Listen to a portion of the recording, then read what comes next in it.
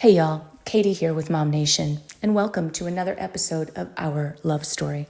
We know being in a relationship is hard, so Dyanna Eisel, certified couples counselor, and I talk through different tips and tricks to help you navigate your relationship and get through everyday life. While you're here on your favorite podcast platform, please subscribe to our channel.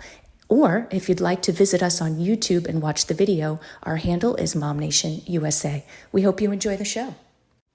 Welcome back to Q&A with a couples counselor, Our Love Story. Hello, Dyanna. Hi, how are you? I'm doing great.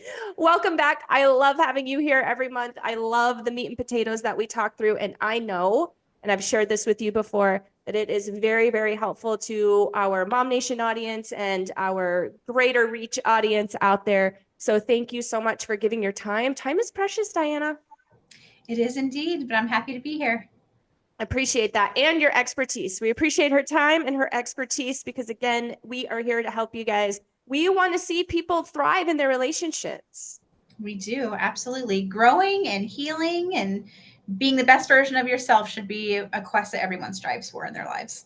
I totally agree. And, you know, something that I was thinking about earlier this week is I'm going to try to articulate this the way I was thinking is I feel like we kind of beat up on ourselves when we begin to realize after the honeymoon period is over that our relationship isn't perfect.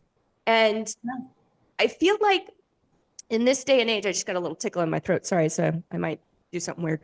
But I feel like in this day and age with social media and our ability to get kind of a sneak peek into people's lives is only this little sneak peek, right? Yeah, and we're seeing, you want people to see too. Right. And we're seeing the happiness and we're seeing all of the good things because, you know, most of the time people aren't going to reveal what's really happening. And I just want I just want to say that no relationship is perfect. And as that realization starts to come in, I feel like that's a great opportunity for, like you just said, for healing to start. We all come to the table with our luggage. Nobody's perfect and no relationship is perfect. And I feel like that can be a bit disheartening when you start to realize that after. Absolutely. You know? Yeah, because, well, it causes you to do self-reflection, right? And like, what am I contributing to this? And that's not easy to think about. That feels really gross to think about. Like, what am I bringing from my past experiences into this relationship? And so now what is my role in the unhealthy bits of the relationship, right? Like, nobody really wants to think about that. Nobody wants to dive into that, especially if it's things that they've tried really hard to like push even further into their past, into their subconscious. You know, they don't want to think about it. And while that might be, you know, a coping mechanism, a maladaptive one at that, while it might be a coping mechanism, it leaves very little opportunity to grow differently, not only in your relationships, but like as parents too, right? Like we want to interrupt generational patterns and generational traumas so that we don't put our kids through what we've been through, right? And so without that self-reflection or that accountability of like, man, those things I went through weren't my fault, but I certainly can do something different and give my kids a different experience, right? Like without that, you're kind of just setting yourself up to repeat the same things, you know? Yep. I totally agree. And I didn't actually plan this, but I feel like that's a really good transition into the topic for today. So what we typically do here, guys, if you are just joining us, if this is your very first episode, is we will often look at an anonymous post. We don't want to put anybody on blast, so we don't share names or anything like that, but we'll often look at an anonymous post from a mama in MOMnation, Arizona that is struggling a bit in their relationship, and we'll talk through that. Today, we're going to do that very thing, and you'll start to see the little bits of what we just talked about come into the conversation, I'm sure. So I'm going to share my screen here and read it to you guys. For those of you that are listening to the podcast, just the audio version, you aren't able to see it. But if you're on the video version, you certainly can follow along. Here it goes. So this came out on March 24th. And again, this is an anonymous member from the group. I'm so tired of fighting with my boyfriend over bills. We've been together for 3 years and somehow I've ended up co-signing for him and putting everything in my name. And getting him to make the payments on his obligations is like pulling teeth. Beyond that, I can't get him to contribute to any of the mortgage or utilities. I'm so frustrated. Him and his daughter live with me and my kids, and he feels he shouldn't have to pay anything to live here because the house is not in his name. Every month is a fight just getting him to pay his car insurance and credit card payments, but my name is on them too. And if he doesn't, I end up paying them. I'm drowning in bills and don't know how to communicate with him about it without it turning into a screaming match. I'm ready to walk away over this. I hate to think about our relationship bending over money, but this is not okay. He's really irresponsible and loves to blow it on lavish things, including stuff from me, which I beg him not to do because I need money for bills instead. I've reached the point of frustration where he knows I'm serious, and now he says he's moving out and acts like I've done something wrong to him. How is this fair? I want to believe he's a good guy and has good intentions, but maybe he isn't. Maybe I'm blind. Thoughts. So this is where I feel like the honeymoon period may have had some different circumstances for decision making than when reality Yeah. began to sink in. Yeah, absolutely. This is a tough one. There's lots of parts. Digest. Yeah, for sure. Okay, so my immediate thought is the bit that says, like I hate to have like our relationship like end over money, right? I just want to put this out there. This is not about money. Right. Like I we was going to think say it's the about same. money. Yeah. We think it's about money because that's the content, right? Like that's the part that we're talking about. But underneath all of the content is the actual problem, the actual process or the conflict cycle that's happening. You know what I mean? Right. Like So money's like the symptom. yeah, it's like the red herring, right? For a bigger like contextual problem in the relationship. So it's not really about just the money. And before, anyone listening or watching is like, hold on, this is a big deal. This is about money. Yeah, money is a big deal. But like, let's dive a little bit deeper into what exactly seems like is happening here.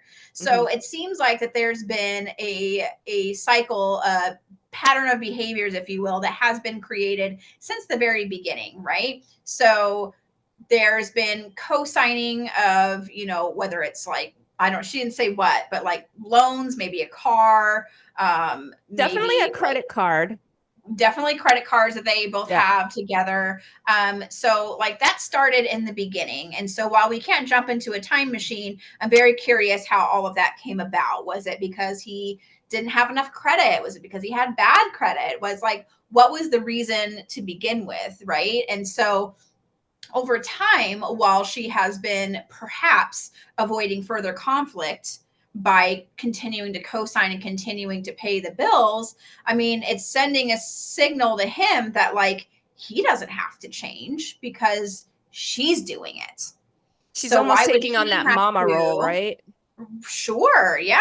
And like, why would he have to change his behavior if she's going to, pick up the slack? And I don't want that in any way to come across as like blaming her for her behavior or anything like that. I think that there's clearly a process going on with her that feels like she needs to be doing that.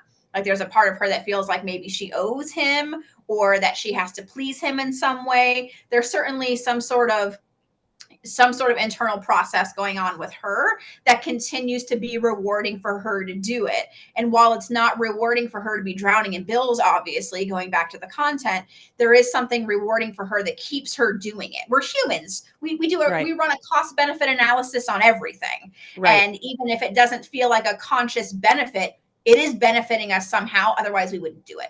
So for her, it's somehow benefiting her, whether it's like like I said, take care of him, whether it's people pleasing, whether I don't know what it is, but there's something that I would really encourage her to dive deep on herself. Like, why am I protecting this cycle? Why am I protecting the behaviors that are clearly not healthy for me or my relationship? Why am I doing that? Like, why, what am I protecting here?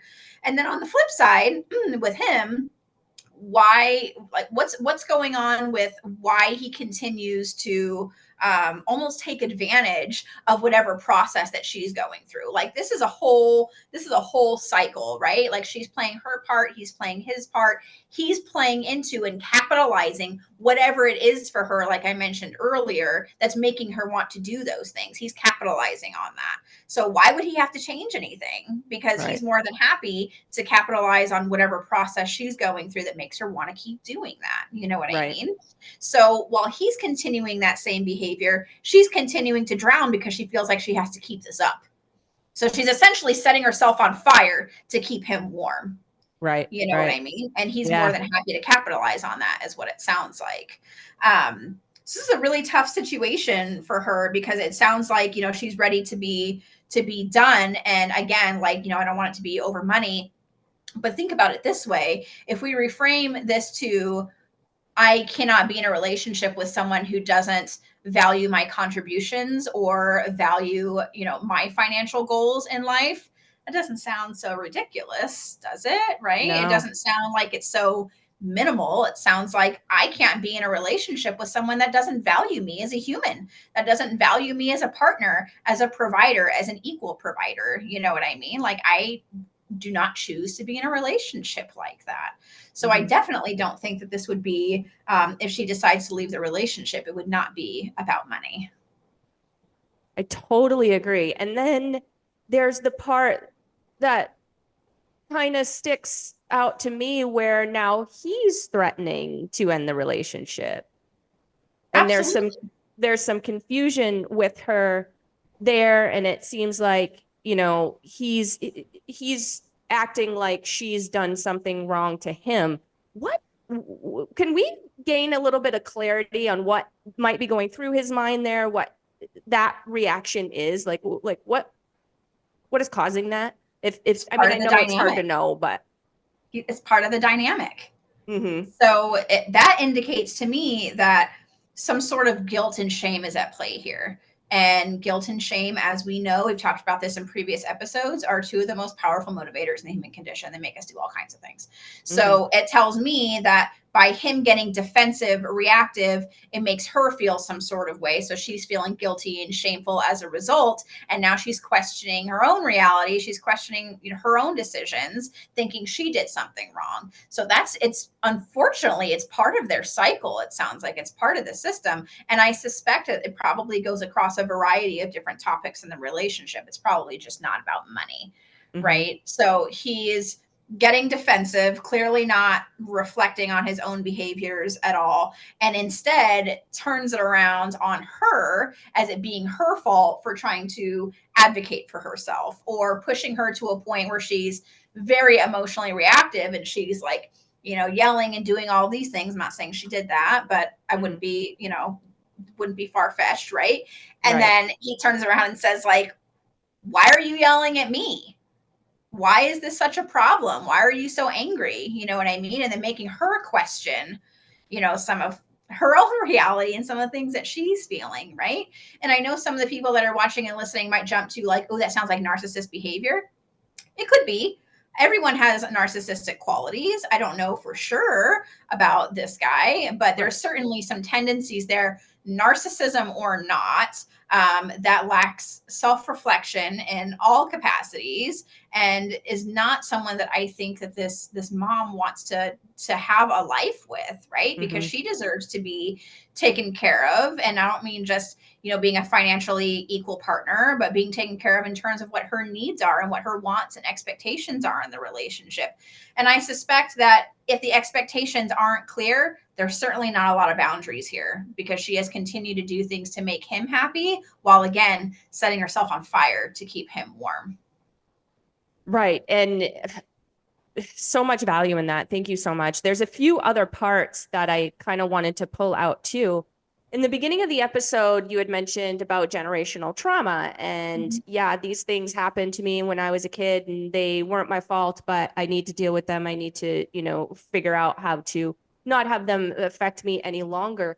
And could we be seeing generational trauma happening to the kiddos that are part of this household right now?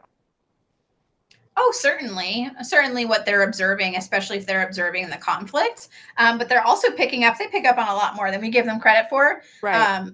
They're probably picking up on mom is burnt out.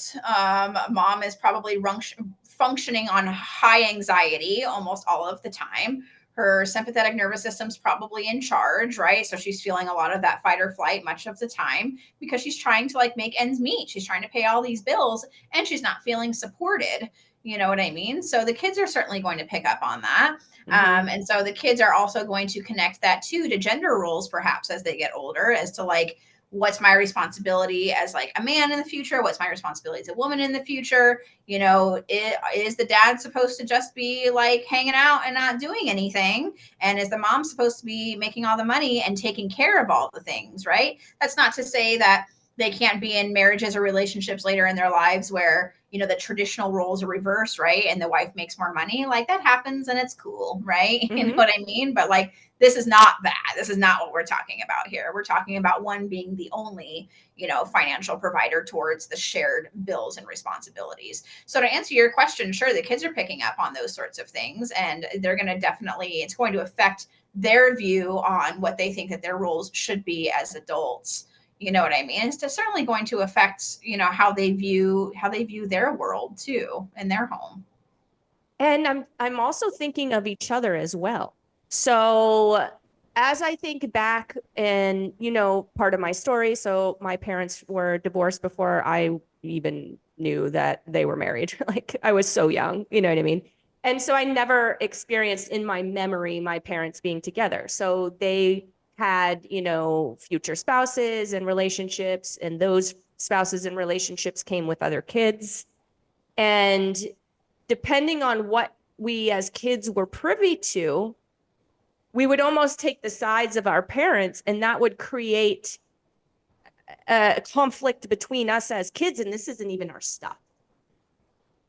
Yeah, there's certainly the potential for that too. I think of it more in the context of like now there's different kids in the house because it says the post says that it's him and his daughter Right. and then her and her kids. You know what I mean? So that's even more rife for conflict between like stepkids essentially. They're Mm-hmm. definitely going to pick their own parents' side, right? They're going to be there to support their parent when they're going through some sort of emotional distress. They're not objective. They're kids, right? But they're also not responsible for our own like emotional experiences. You know what I mean? So sure, that cause conflict between just like typical biological siblings. Absolutely. I feel like there's probably higher likelihood of that happening here in this case because it's a split like blended household. Right. Right. Yeah. Yeah. And then the last thing that I wanted to pull out, and then of course anything else that you want to say before we end, you have the floor. But one thing that stuck out to me is that she had said that she doesn't know how to communicate it. Mhm. So that's kind of telling me that when communication does come out, it's probably coming out in a way that might not be received appropriately on the other end. Yeah, she's probably hit her limit Yeah. and she's stressed. She's stressed to try to make ends meet, right? Like we've talked about different meanings of money. And in this case, this mom could very well have the meaning of money as like safety and security. And Yeah. those things are being threatened, right? If our very basic need of safety and security is being threatened, we're going to freak out. You know Yeah. what I mean? Our nervous system's going to be on fire all the time, trying to make sure that we're safe. You know what I mean? So sure, like her responsibility is to communicate those things clearly. I kind of have to wonder if there's any way that she could possibly communicate it to him that he would hear it. Because Right. I mean, this is clearly a problem, right? Like this is not sustainable. You know what I mean? So if she's doing her part to not contribute to, as she said, a screaming match, right? Like I feel, I need, I expect, you know what I mean? And if he is still not listening, which I suspect based on some of the information that she gave, he's not hearing it, right? He just gets defensive or somehow turns it around on her. She can do her part and feel better going to sleep at night that she did her part in communicating effectively, which I think everyone should do, right? To take their part in communicating effectively and calmly and with consideration. She can certainly do that. I encourage her to do that, but I'm not sure the outcome is going to be much different, but she'll know that she did her part. Do you have any, in your experience with your couples and in your practice, has any couples had some success with communicating in writing? Like, what if she were to say, hey, here are the bills, here's the incoming, look, do the math, you know? Sure. I mean, objectively, that would show him like the money that's coming in or out. But then there's also the part that's like, he's an adult. He knows things cost money. He knows the lights don't stay on through pixie dust. He knows the groceries don't end up in the refrigerator by chance. You know what I mean? Like, there's a clear avoidance happening here that he's just not willing to see, right? So I suspect even providing him with documentation, like evidence, of the money that she's spending, I really don't think that that's going to solve the deeper issue here, because again, it isn't about money. It's about avoidance. It's about conflict avoidance. It's about deflecting. It's about not having your needs met, right? Like, it's about all of those things. It's really not about money. I feel like showing him the numbers is really just going to be an exercise in futility if they can't talk about anything else. Yeah, that's a good point. I know I said that was the last thing, but it's not. So the next thing that kind of sticks out to me that I wanted to bring up is, do you think that this particular gentleman could possibly be in a depression, since he is buying lavish things when they obviously can't afford to? Is that kind of like a dopamine release? Certainly can be. Not enough information to say, especially since we don't know how long this has been going on. She says since the beginning. I mean, was this behavior typical for him when they met? Is this always been a behavior for him? Was there a change? Did it change after he moved in? Like, when did this all start happening? And if this is something that's like, oh, he's always been this way and this is how it always is, I mean, I would have to ask a few more questions about like his emotion regulation and how he expresses empathy and all of those things, because just the impulsive spending alone is not enough to say, like, is it depression related or is it something else related? There'd be a few more dots to connect there, but certainly something, whether it's neurodivergence or something is happening there. That's clearly either way not working, and you can't force people to change. And if he's not willing to reflect and make changes for himself, there's unfortunately nothing that she can do about that. She can only do her part and do her part in coping with it until she decides to change something. Yeah. I like that you brought up the neurodivergence, because that is something that personally I've been through on my end. You know my story. So my husband and I got together before he was diagnosed with ADHD, and there were some things that were happening that I was banging my head up against the wall, and where we don't use that as like an excuse, right? At least we had an understanding of how he was processing information. And so that was huge for us.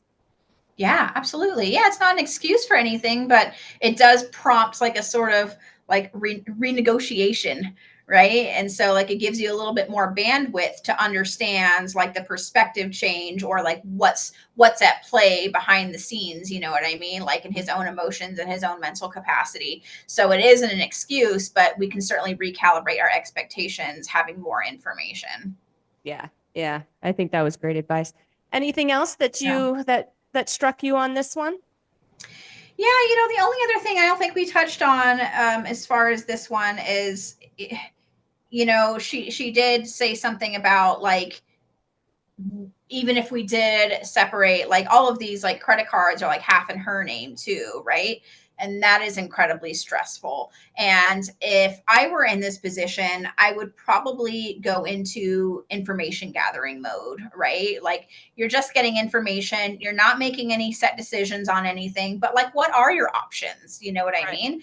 Would, as much as it would suck, like, is filing bankruptcy the best option just to I get was just out gonna of this say. situation, right? Like, Yeah. yeah, it might suck for a little bit, right? It's going to hit your credit for a little bit, but what is the alternative? Is, you know, your credit score and your debt continues while one tanks and the other goes up, right? Your debt to income ratio is going to be through the roof if you continue to, you know, go down this route, right? Versus the very short term in comparison, the short term discomfort of like bankruptcy or something like that would cause, but you would be free, right? You Right. wouldn't be tied to any credit cards, any loans, anything like that, which would essentially give her an opportunity for a fresh start. So those things are very daunting. They're very scary. Things concerning money are very scary. But I would encourage her, like, just go into research mode. Like, just go into, I just want to get some answers. What would it be like to file for bankruptcy? What would that mean for me? What would that look like? You know, Right. what would it, you know, how much debt do I have? Do I need to, you know, maybe consult with someone like an expert that knows a little bit more about this? You know what I mean? Going into research gathering mode, I think that is something very powerful that not only women, but anyone in a relationship where they're feeling stuck can do, just to prepare themselves so they're armed with all the information, right? Because sometimes we feel like we have an idea of what those things will look like or what's going to happen, but we don't really know until we get all the information. So we feel so much more confident in ourselves and our decisions when we have a plan, when we have some tools, when we have some resources, when we're leveraging those things to feel armed with the best information we have to make the best decision for ourselves and our future. You know what I mean? Yeah, and knowledge is comforting Absolutely. because not knowing is scary, right? And so, Yeah. like you said, you don't just because you're gathering information or you're learning does You're not not mean doing you need to anything. make a move. Nope, absolutely not. And I love that. And that feels really comforting. Like I am not in this gal's shoes and I just want to give her a big hug, but I feel comforted for her. You know what I mean? When I think of, yeah, if you could just arm yourself with some knowledge of some different options that you might be able to take, that Mhm. will naturally remove some of the scary. Maybe not all the scary, but some of the scary. Sure. Sure. Knowing that there is a path out, Right. if Right. that's what Yeah. you're supposed to do. Feeling stuck is a really hard feeling. Absolutely. Absolutely. Awesome. Well, as always, thank you so much for your amazing expertise. I just love talking with you. I feel like we need to, just sit down and have coffee, just chat and record it. Absolutely. Absolutely. Name the time and place. I'm there. Right? It's kind of what these sessions feel like, I buddy. So, love it. if anybody wants to get in touch with you, you are offering free consultations. Yes. Yep. Free 15-minute phone consultations. You can schedule those directly on my website, DyannaEiselTherapy.com. I love it. All right, guys. Until next month, thank you so much again for being here with us. Hop on over to our YouTube channel. It is MOMnation USA. That is our handle. Scroll down just a little ways. You will see the playlist for our love story. We have a bazillion episodes on there because We we've been do. doing this for a little while now. So you can absolutely binge that playlist. Okay, guys. Absolutely. There's good stuff in there. Very good stuff.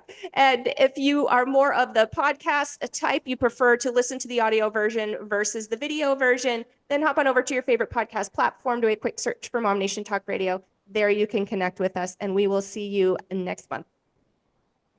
Thank you. Bye. Bye.